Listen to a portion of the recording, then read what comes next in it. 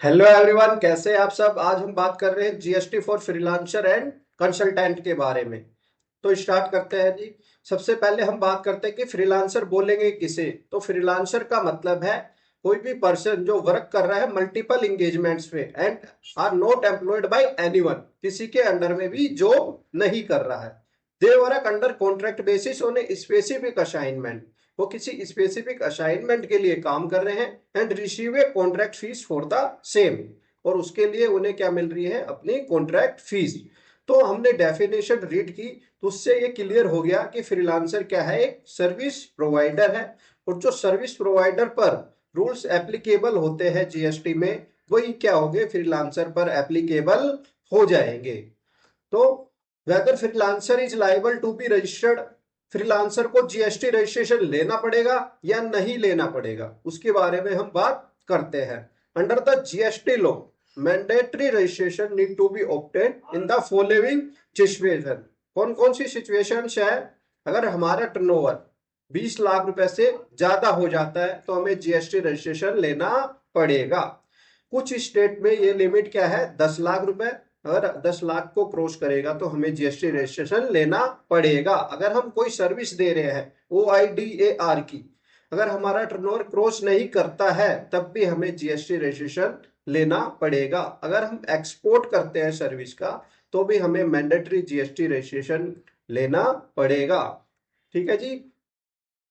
अब बात करते हैं कंपोजिशन स्कीम का बेनिफिट ले सकता है क्या फ्रीलांसर।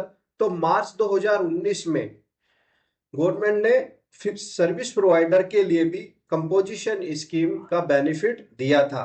किसके लिए, जिसका टर्नओवर पूरे साल में 50 लाख रुपए से कम है, वो कंपोजिशन स्कीम का बेनिफिट ले सकता है। तो इसलिए फ्रीलांसर भी कंपोजिशन स्कीम का बेनिफिट ले सकता है। जीएसटी का रेट कितना होगा कंपोजिशन स्कीम में, 6%। 3% CGST, 3% SGST हमें पे करना पड़ेगा। What would be the rate of tax applicable. Normal में जाते हैं, नॉर्मल रिटर्न कंपोजिशन के अलावा, तो उस पर रेट कितना होगा। तो जीएसटी में रेट कौन कौन से हैं, 0, 5, 12, 18 और 28। अगर हमारी जो भी सर्विस होगी अगर इन रेट के अकॉर्डिंग, तो उतना ही जो जीएसटी का रेट स्पेसिफाई है जीएसटी एक्ट में उतना हम पे कर देंगे। अगर कहीं स्पेसिफाई नहीं है, अदर सर्विस है, तो 18% जीएसटी हमें देना होता है। वैसे मेजर सर्विस पे, ज्यादातर सर्विस पे 18% जीएसटी ही गवर्नमेंट ने लगाया हुआ है। जीएसटी रिटर्न कौन कौन सी भरनी पड़ेगी फ्रीलांसर को, GSTR 1 और 3B मंथली या क्वार्टरली फाइल करनी पड़ेगी according to turnover. GSTR 9 annual return है। अगर आपका टर्नओवर 2 करोड़ से ज्यादा हो जाता है तो आपको GSTR 9 भी फाइल करनी पड़ेगी। अगर 5 CR को क्रॉस करता है तो 9C भी फाइल करनी होती है। Can freelancer claim input tax credit, ITC claim कर सकते हैं। तो क्लेम कर सकते हैं, yes, freelancer can claim input tax credit on goods and services.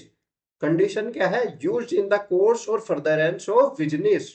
जो हम आगे सर्विस दे रहे हैं उसके लिए वो गुड्स और सर्विस हमने यूज की है तो उसका इनपुट हमें मिल जाएगा। एग्जाम्पल, लैपटॉप खरीदा हमने कोई सर्विस देने के लिए, इंटरनेट एक्सपेंस किया है, सॉफ्टवेयर की नीड थी कोई, वो लिया है हमने, उसका सब्सक्रिप्शन लिया है, रेंट पे कर रहे हैं, और कोई बिजनेस यूटिलिटी है उसका भी हमें बेनिफिट मिल जाएगा। बट हमें ध्यान रखना है, कुछ ब्लॉक क्रेडिट है 17 सबसेक्शन 5 में, उनका हमें इनपुट नहीं मिलेगा, जैसे पर्सनल एक्सपेंस, फूड बेवरेज के, कैपिटल गुड्स। ठीक है, इन सब का हमें इनपुट नहीं लेना है।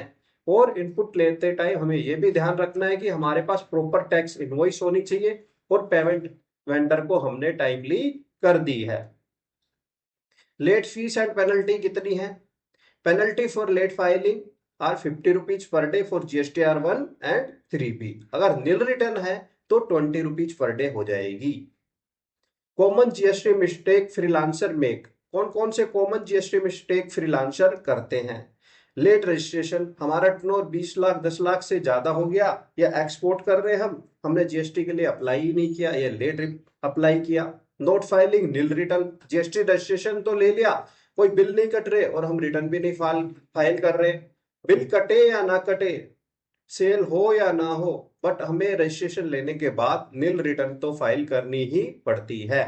इनकरेक्ट आईटीसी क्लेम, हमने पर्सनल एक्सपेंस का भी जीएसटी का इनपुट क्लेम कर लिया और ब्लॉक क्रेडिट थी उनका भी इनपुट क्लेम कर लिया, तो ये नोटिस आएगा आपके पास। इनकंसिस्टेंट फाइलिंग, जीएसटी R1 में कुछ फाइल कर रहे हैं, 3V में कुछ फाइल कर रहे हैं। जीएसटी ऑन एडवांस, हमें एडवांस पेमेंट रिसीव हुई है तो उस पर भी हमें जीएसटी देना होता है एडवांस में ही।